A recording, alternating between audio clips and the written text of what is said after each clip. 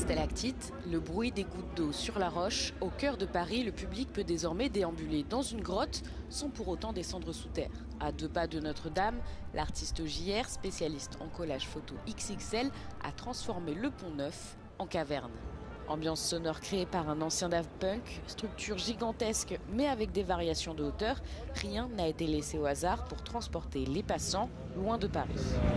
Vraiment une immersion absolue entre le bruit, la lumière qui est tamisée et cette sensation à la fois d'enfermement mais finalement quand même une certaine liberté. On a vraiment l'impression d'être dans une grotte, il y a des petits bruits de vent, c'est assez sombre, le relief est très bien fait, on a l'impression de pouvoir voir et même toucher des stalactites. It was very interesting to go through it and also remembering, oh, okay, I'm walking on a bridge.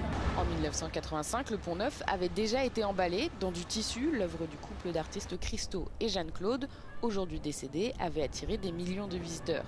L'ouverture de la caverne s'est faite avec 10 jours de retard. La pluie et le vent avaient endommagé l'immense structure gonflable. Mais le public peut maintenant visiter l'œuvre et jusqu'au 28 juin, cette fois-ci sous un grand soleil selon la météo. Heureusement, la caverne fonctionne comme une vraie grotte. Les températures y sont plus basses qu'en extérieur.